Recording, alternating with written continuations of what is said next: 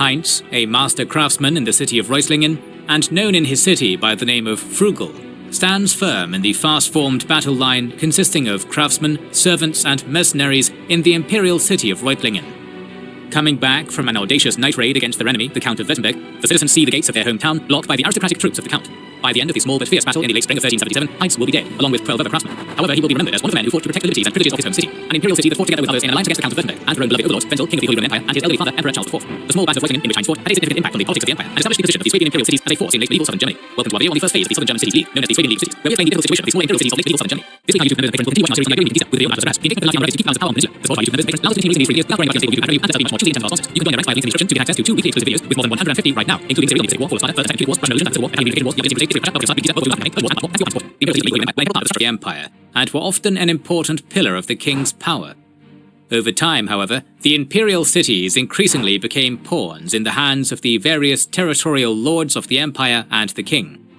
However, the traditional possibility of an alliance with one another was a way to give the imperial cities the opportunity to oppose the developments of the empire and to demand a place in its structure that corresponded to their growing economic and political importance. With the Battle of Reutlingen in 1377, this phenomenon found its first climax, in which the allied cities got their will against the emperor. Furthermore, this battle shows how intertwined the empire's complex structure was, how important the sovereignty of interpretation was in the late medieval empire, and how violence against nobles was considered. The Holy Roman Empire of the late Middle Ages was a realm that extended itself from the North and Baltic Seas down to the Mediterranean, and included a lot of the territory that is now considered Middle Europe, the Low Countries and Northern Italy. For a long time, the empire claimed a preeminent position in Europe, partly because its kings claimed to be Roman emperors in succession to Charlemagne and Old Rome. Despite its pretense and being a massive powerhouse in theory, the empire had a highly decentralized political structure, beginning with the fact that the king was elected by the most powerful magnates of the empire. In the course of the 13th century, these became known as the Gefürsten, the prince-electors, whose vote was gradually linked to the territories they ruled. During a time of weak royal power, after the end of the Hohenstaufen dynasty in 1250, the power dynamics in the empire changed. The great princes of the empire and the elector princes and bigger territorial lords tried to acquire as much crown property and as many lesser nobles as possible in order to expand their own possessions into a cohesive dominion. With this, they tried to accumulate a strong Hausmacht, the direct power of a prince. This was intended to give a prince as much influence as possible in the electoral college of the king of the empire, with the aim of eventually obtaining the crown for oneself.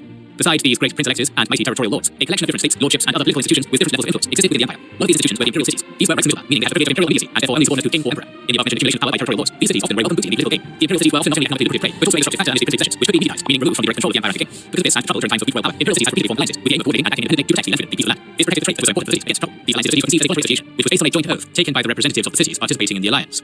The specific aims, conditions, and duration of the respective alliance were set out in especially drawn-up documents, known as Schwerbriefe or oath letters. However, it was not only imperial cities that joined these alliances. Bishops, lower nobles, and larger aristocrats joined for their own interests, swore to support each other, and promised to resolve conflicts between themselves by legal means. Leagues of cities were therefore a tried and tested means for towns to protect themselves against attacks. The number of enemies of the imperial cities was large, ranging from feuding lesser nobles and marauding knights to the mentioned powerful territorial princes, and finally the king himself, who was always in need of money. The reigning kings and emperors of the empire recognized the potential of the confederation of cities to protect the peace of the empire, and thus their benefit for their own position in the political struggle in the empire. For example, the League of Cities around the Swabian imperial city of Essingen, which was founded in 1331, comprising 22 southern German towns, was established with the express consent of Emperor Louis of Bavaria. After his death in 1346, many of the towns in the region of the Swabian League decided that they would only pay homage to a new king if they collectively recognized him as the rightful king. However, should this recognized king pawn one of the towns to a territorial prince, they would provide mutual support and oppose the king's decision. These demands reflect the strong self-confidence of the cities, which was based on their economic but also political and military power within the empire. The cities claimed to be independent actors within the empire, and tried to implement this claim through coordinated action in alliances with each other. It was the king and later Emperor Charles IV from the House of Luxembourg who provoked such an alliance between the cities in 1376, leading to a war in the southwest of the empire. While Charles, like his predecessor, initially promoted the confederation of cities and attempted to unite them with noble forces to secure the peace of the land in the southern empire, this policy was restricted in 1355 and 1356 with the proclamation of the so-called Golden Bull. This proclamation not only laid down the conditions for the king's election, but also other constitutional structures of the Reich. For example, all members of the empire were forbidden to form alliances that went beyond the goal of land freedom and could, for example, threaten the king's power.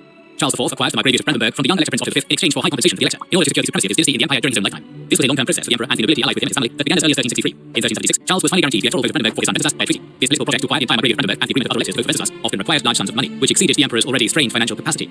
How could this money be raised more easily than by pawning several small imperial cities to territorial lords? For the affected cities and towns, this was an enormous menace. While they were pawned, they not only had to pay all taxes to the creditor, but also all associated judicial rights of the cities and towns would be transferred to the creditor. This would have given the creditor tremendous access to the autonomy of the pawned towns, and thus the opportunity for the creditor to add them to his own possessions. As there were several previous examples of the king or emperor never endeavoring to redeem the pawned towns and cities, the loss of their status as imperial cities was a real threat, especially for the small towns of Swabia. In response to the intended pawning, 14 imperial cities, under the leadership of Ulm, initially came together on the 4th of July 1376 to form a league for the duration of 4 years. They refused to pay homage to Wenceslas, who was elected king in Frankfurt on the Main on the 10th of July 1376, on the specific grounds that they wanted to remain unpledged parts of the empire, meaning that they did not want to be pawned to other lords by the king or emperor. They claimed that this was the only way they could adequately serve the emperor and king, customary to their old rights, that they wanted to keep along with the imperial immediacy. The cities, therefore, proactively articulated their desire to retain their status as imperial cities and tried to show the emperor the limits of his power. The enraged Emperor Charles IV reacted by imposing the imperial ban on the 14 cities and proclaimed an imperial war against them. Ulm, as the headquarters of the alliance, was soon besieged. This only encouraged more cities to join the League, which grew to 22 members in August. The conflict between the imperial cities and the Emperor threatened to escalate. In this situation, the conflict became not only a direct military confrontation between parts of the Empire, but also a conflict over the sovereignty of interpretation of the events. This can be clearly seen in the letters from the allied states to the coronation city of Frankfurt on the Main, in which the cities declare, since he wanted to elevate his son to the Roman king, we were told that the Emperor wanted to pawn away Swabian cities and separate them from the Holy Empire. We have taken an oath to each other for no other reason than to remain unburnt, unpawned, unsold within the Empire according to our customary law. Do not believe any other statements that speak against ours. However, the conflict was not only between the Emperor and the imperial cities. Other players also waited for their opportunity to capitalize on the situation. Count Eberhard II of Württemberg was one of them. He was an ambitious territorial lord who had already stood by the Emperor in numerous endeavors and had received some privileges for his loyalty. He was also the one who should have enforced the seizures of the Swabian cities. As he himself wanted to acquire numerous imperial cities that were close to or in his own territory, he took energetic action, both militarily and with his pen. On the 21st of November 1376, for example, he wrote a letter to the powerful free imperial city of Strasbourg, in which he severely criticized the League of Cities formed around Ulm. The Swabian cities had not only revolted against King Wenceslas, but were said to have refused any negotiations. During a valid peace, they are said to have attacked Württemberg's possessions. Strasbourg should believe the princes and those loyal to the king, even if they hear different things about these events. It is no longer possible to determine who committed the first acts of violence in this conflict, but the tension between the Count of Württemberg and the imperial cities in its sphere of influence has long been known. For example, in conflict of interest between Count and the imperial city of Reutlingen, the city, which was elevated to the status of imperial city around 1240, was located a transport hub between the Swedish Alps and the Atlantic River in Valley. It had received numerous court rights and thus income from the region in 1337. However, above the town on a hill known as Ackern was the castle of the imperial bailiff, who upheld the law along the Neckar Valley. He also had jurisdiction over higher crimes in the town of Reutlingen. The county of Württemberg had been the owner of this imperial bailiwick since 1262 and was thus interested in gaining full control of Reutlingen, which lay in the midst of their possessions. It was inevitable that conflicts could only arise from this complicated situation. When the conflict between the emperor and the towns came to a head in the course of 1376 and into the following year, Count Eberhard moved a contingent of troops made up of knights and men at arms to the castle of the town to keep it in check. We are informed about the escalating conflict by a sober, almost apologetic letter from the town council of Reutlingen to Ulm, whose author most probably took part in the unfolding events. Although troops of Reutlingen had been handed over to allied towns, the self-confident town people, along with their mercenaries, undertook a sneak attack on the town of Urek on the night of April 1377 with around 700 men. There, Count Eberhard had an important residence. In Urek, the citizen soldiers of Reutlingen captured around 250 cattle without encountering any resistance and began the return journey to Reutlingen. They destroyed the Württembergian village of Dettingen, where they also killed numerous inhabitants who were probably resisting the citizen soldiers of Reutlingen. Afterwards, the people of Reutlingen started their march home in the early morning.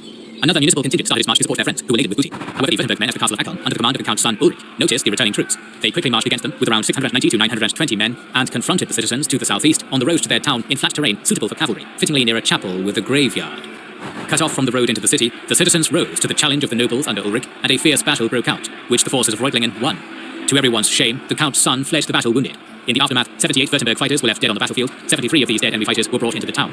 After the battle, the messengers of the Württembergers announced to the citizens that they would miss 86 of their martyrs. The Reutlingers suffered only minor losses and took arms, armor, and horses from the enemy as additional booty. Another prestigious piece of loot was the banner of the Württembergian war party. The figure of 86 dead actually seems like a negligible number of casualties. However, a list of the dead attached to the Reutlingen report on the battle reveals that most of them were nobles of some importance. The city of Reutlingen therefore felt compelled to explain the events in a letter to the allied cities and to defend itself from accusations that they had indiscriminately slaughtered their opponents instead of taking them prisoner and using them as a means of negotiation, as was customary. Many of the fallen nobles had also held important positions in the exercise of power in the county of Württemberg, which considerably increased their value. The letter from Reutlingen apologetically refers to the hopelessness of the situation. What we did causes us grief. We had to save and defend our lives and our property. Therefore, dear friends and confederates, do you hear anyone else saying we should have taken the knights and servants prisoner? Note that those of Württemberg would not have wanted to take any of our poor men prisoner. In the end, they did right and proclaim our deeds as we are written here. The battle of sovereignty over the interpretation of the conflict between the confederate cities and the emperor took place right after the battle. The request to pass on one's own representation of things on the part of Reutlingen was an important request from the city. It feared possible revenge from nobles and right, and even anger with its own league, as it violated the intentions of war and violence at the time. The city of Reutlingen was denied this wish, as Ulm, the capital of the league, sent an adapted report and heavily increased the circulation of the list of casualties to emphasize the military prowess of the Swabian League of Cities. In fact, the victory of the small town of Reutlingen had direct consequences for imperial policy. On May 31st, 1377, Charles IV and his son Wenceslas had to lift the imperial ban on the allied imperial towns of the Swabian League and promised them not to pledge or sell them and to leave them with the empire. The Swabian League of Cities continued to grow in the following years and became a significant power within the southwest of the empire. In 1381, an alliance was formed with the Venice League of Cities, following 1385 by an alliance with the Swiss cities around Lake Constance, so that the league was also becoming a super-regional institution. However, peace with the numerous forces within the empire was fragile and characterized by encroachments by territorial lords.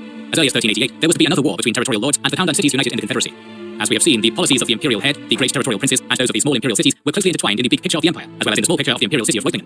The interests of the various players in the empire could, therefore, quickly come into conflict. In the events depicted here, the cities, which had grown in importance through trade and crafts, attempted to secure a place for themselves in the political hierarchy of the empire. They no longer wanted to be pawns in the politics and plans of others, and articulate its interests practically. By joining together in a voluntary alliance, the cities initially demonstrated the limits of Charles IV's imperial power politics and put an expanding territorial prince, Count Eberhard, in his place. In all of this, a good century before the media revolution of the printing press, the struggle for the sovereignty of interpretation of the conflict was already an integral part of the battles, in which a small imperial city at the foot of the Swabian Alp was of great importance. The city of Reutlingen was to retain its status as an imperial city until 1802, and in the meantime, peacefully resisted Württemberg's attempts at conquest.